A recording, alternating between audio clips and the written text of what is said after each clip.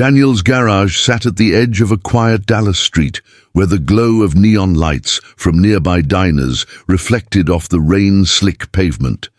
It was late, and most of the city was asleep, but Daniel stayed behind, wiping grease from his hands and thinking about how to make rent. His garage was more than a workplace, it was his survival.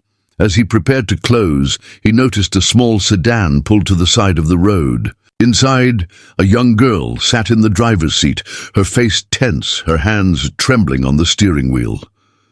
Curious and concerned, Daniel walked over, wiping his palms on a rag.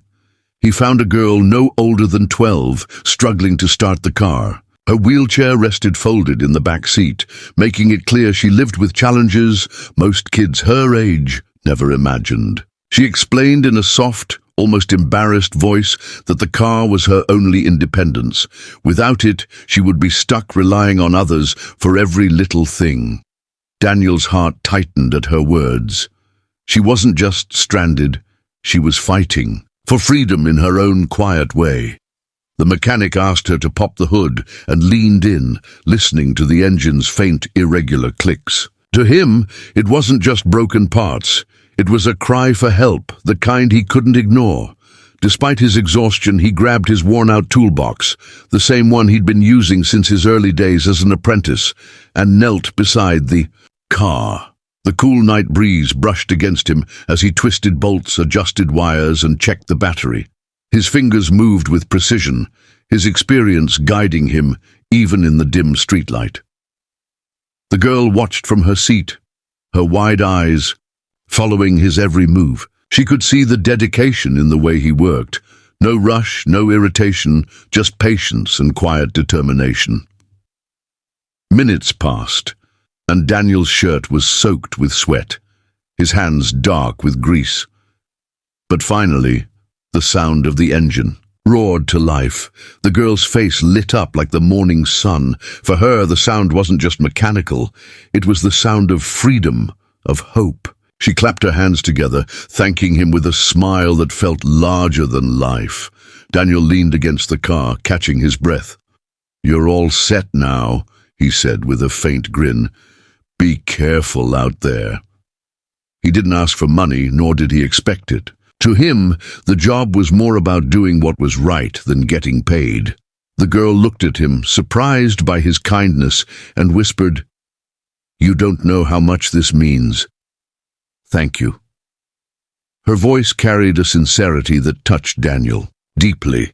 He gave her a small wave, brushing off her gratitude with humility, and returned to his garage as if nothing extraordinary had happened.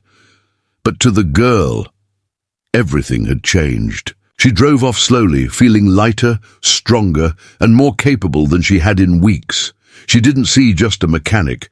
She saw a man who gave her dignity back without asking for recognition. Daniel, meanwhile, went back to sweeping the floor of his small garage, unaware of how this one simple act of kindness would ripple into his future. He had no idea that the girl was the daughter of a woman who could change his life forever, a woman who would soon step into his world. The following afternoon, the garage bell chimed, and Daniel looked up from beneath a car hood. A black luxury SUV pulled into the lot, its glossy finish shining under the Texas sun. Out stepped a striking woman dressed in an elegant navy suit. Her presence commanded attention, but her eyes carried something softer: gratitude. Behind her, the same young girl from last night wheeled herself out, smiling brightly. Daniel wiped his hands nervously on a rag, uncertain why a woman who clearly belonged to a different world had walked into his modest, grease-stained space. The woman introduced herself as Olivia, a successful businesswoman and mother to a girl, Lily. She explained how Lily had returned home the previous night glowing with happiness, telling her all about the kind mechanic who had fixed her car without hesitation. Olivia's voice wavered as she admitted how rare it was for anyone to show such genuine kindness to her daughter. Daniel, feeling uncomfortable under such praise, shrugged it off. "I just did what anyone would," he said simply. But Olivia could tell this wasn't true. Not everyone would have stopped. Not everyone would have cared. Olivia studied the man before her, his worn uniform, the tired lines around his eyes, the way his shop was held together by determination rather than wealth. Yet there was a strength in him, the kind she rarely saw in boardrooms full of powerful men. "You gave my daughter more than a repair," she said softly.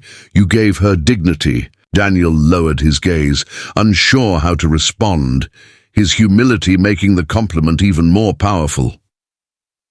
Lily grinned and chimed in, "Mom, he's the reason I can still drive myself to school today." Daniel smiled at the girl, realizing his late-night effort had truly mattered. Olivia, moved by the exchange, reached into her purse and tried to hand him an envelope. Daniel stepped back, shaking his head. "I don't want your money," he said firmly. Olivia paused, surprised. Few people ever turned down her wealth.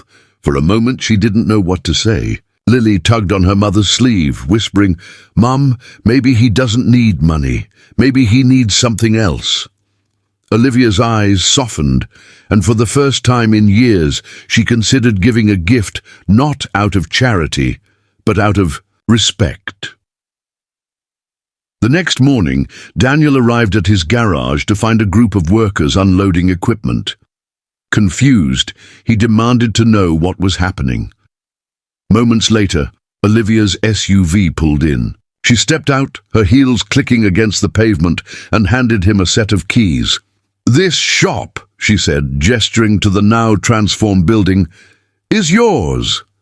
Daniel froze, unable to believe it. Fresh paint covered the walls. Brand new, tools gleamed under the light, and a sign above the garage door read, "Daniel's Auto Care." For the first time in his life, he wasn't just surviving, he was being given a chance to thrive. Overwhelmed, Daniel looked at Olivia, then at Lily, who was beaming with pride. His voice cracked as he whispered, "I don't know what to say." Olivia stepped closer, her eyes warm. "Don't say anything. Just keep being the man who helped my daughter when no one else would." Tears stung his eyes as he realized the magnitude of the moment. A simple act of kindness had changed the course of his life. The garage, once a place of struggle, was now a symbol of hope, proof that even the poorest mechanic could be lifted beyond imagination by compassion and gratitude.